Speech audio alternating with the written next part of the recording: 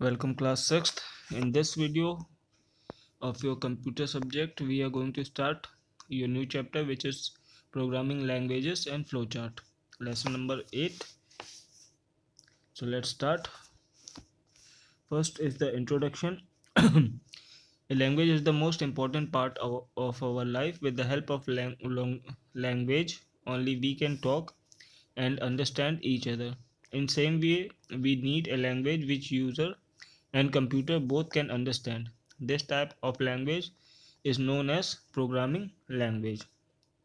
So ऐसी language जो user और कंप्यूटर दोनों सॉरी यूज़र और कंप्यूटर दोनों अंडरस्टैंड कर सकें, उस टाइप की लैंग्वेज को कहते हैं programming language. So programming language is a set of commands and instruction designed to communicate with the computer. तो कुछ प्रोग्रामिंग लैंग्वेजेस को देख लेते हैं. जो सबसे पुरानी और इम्पोर्टेंट लैंग्वेज है वो है मशीन लैंग्वेज क्योंकि इसके बिना कंप्यूटर कोई भी कमांड आपका अंडरस्टैंड नहीं करेगा. और इस लैंग्वेज में को बाइनरी लैंग्वेज भी कहते हैं क्योंकि इसमें दो ही नंबर्स रहते हैं, एक 0 और एक 1. ठीक है. उसका रीज़न होता है कि कंप्यूटर आपका एक मशीन है जो कि कई सारी वायर्स से मिलके बना. तो एक वायर में एक ही कंडीशन हो सकती है किसी एक पर्टिकुलर टाइम पे, या तो उस वायर में या उस वायर में करंट होगा या नहीं होगा. तो अगर होगा करंट तो उसको कहते हैं 1, और अगर करंट नहीं है तो उसको कहते हैं 0. ठीक. तो मशीन लैंग्वेज आपका इसी कॉन्सेप्ट पे रन कर होती है कि वायर में करंट है तो 1 और नहीं है तो 0. नेक्स्ट, इस पैराग्राफ को या इस चैप्टर को रीड कर लीजिएगा. नेक्स्ट है असेंबली लैंग्वेज. क्योंकि मशीन लैंग्वेज कंप्यूटर के लिए तो इजी है समझना, पर ह्यूमंस के लिए इजी नहीं है. कि आपको कुछ कमांड लिखने हैं तो आप 0101 करके कुछ लिखोगे तो समझ में आपको खुद नहीं आएगा, पर वो मशीन समझ जाएगी. तो उसके लिए फिर आया असेंबली लैंग्वेज. इसमें कुछ सिंबॉलिक एड्रेस और मेमोनिक्स कोड होते हैं जो कि थोड़ा इंग्लिश लैंग्वेज से मिलते जुलते हैं. For example add, jump.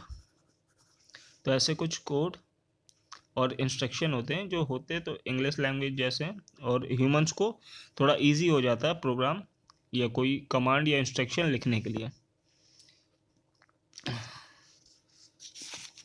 Next है आपको high level language. High level languages are designed to be easily read and understood. In this language, instructions are specified in simple English language phrases. These phrases are defined into machine codes by compiler and an interpreter. High-level languages are machine-independent, sophisticated programming languages that use familiar in English syntax. Some of the advantages of high-level languages are, मतलब high level languages में जो English language के phrases easy होते हैं learn करने के लिए, या फिर ये कह लीजिए कि असेंबली लैंग्वेज से ज़्यादा इंग्लिश फ्रेजेस यूज़ होते हैं. जैसे कि लूप करने के लिए सी लैंग्वेज का एग्जांपल दे रहे हैं. For I is equal to 0, I should be less than 10, I plus plus. Loop का मतलब होता है किसी एक इंस्ट्रक्शन को बार बार रन करना.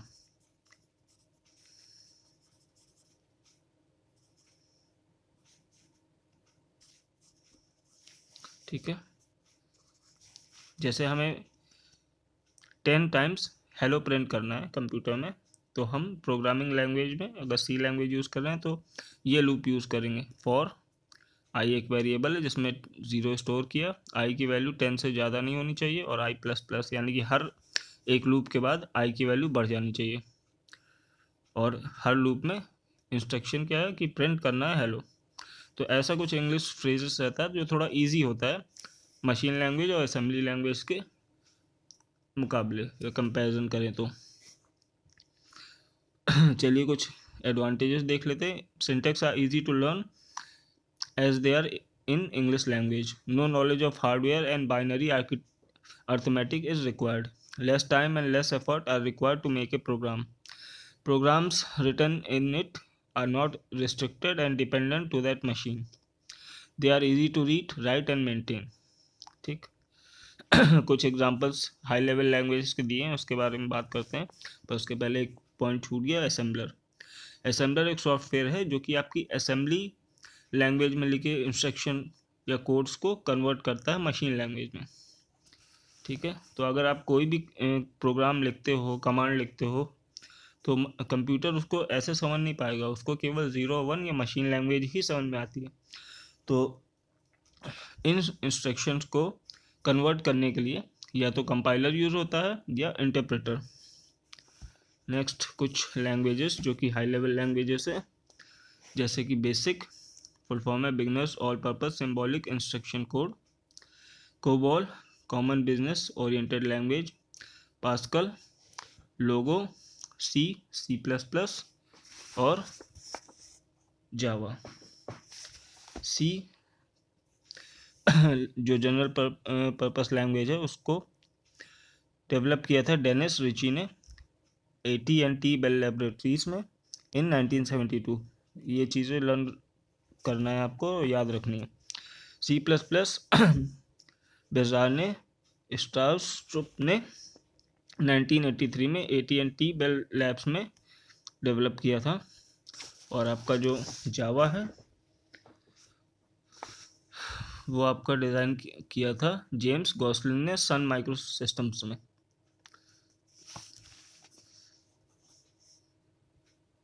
नेक्स्ट है आपका ट्रांसलेटर।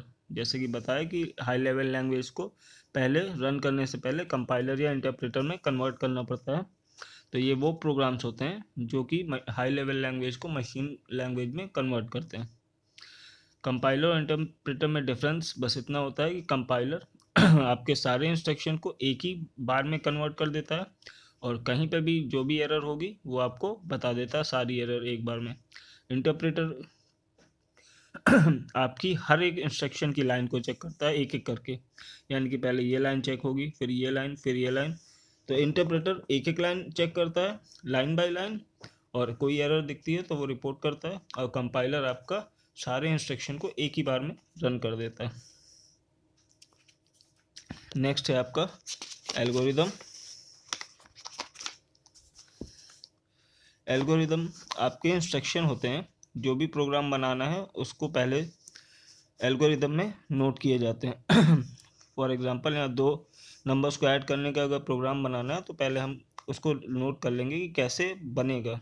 एक आउटलाइन सी तैयार हो जाती है, जैसे कि स्टार्ट होगा, रीड करेंगे A और B की वैल्यू, फिर A और B की वैल्यू को ऐड करके सम में स्टोर करेंगे और सम को फिर डिस्प्ले करेंगे, स्टॉप कर देंगे। ठीक है, ऐसे मल्टीप्लाई का है। और एक लेटर फ्रेंड को पोस्ट करने का भी है, जैसे start, collect paper, envelope, pen, write the letter, fold it,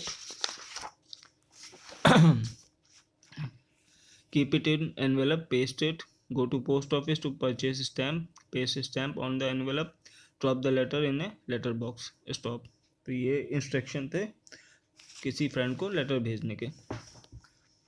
next है आपका फ्लो चार्ट। एल्गोरिदम बनने के बाद उसके फ्लो चार्ट बनाए जाते हैं और उसके कुछ सिंबल आपको बता दें। ये होता है टर्मिनल बॉक्स, स्टार्ट और स्टॉप इसी में लिखे जाते हैं।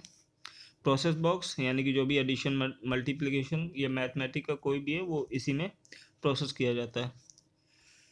ये जो इस बॉक्स का इनपुट और आउटपुट के लिए यूज़ होता है, यानी कुछ भी डिस्प्ले करना है या कुछ भी इनपुट करना है।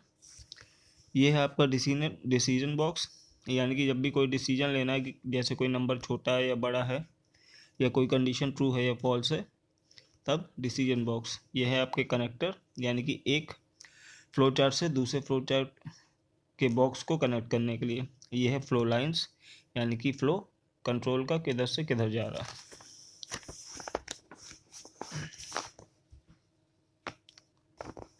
नेक्स्ट है आपका एक एग्जांपल है कि सम ऑफ 3 नंबर्स, उसका फ्लो चार्ट कैसे बना। स्टार्ट, ये उसका एल्गोरिदम है और ये उसका फ्लो चार्ट है। स्टार्ट रीड 3 नंबर्स, ये स्टार्ट टर्मिनल वाला है।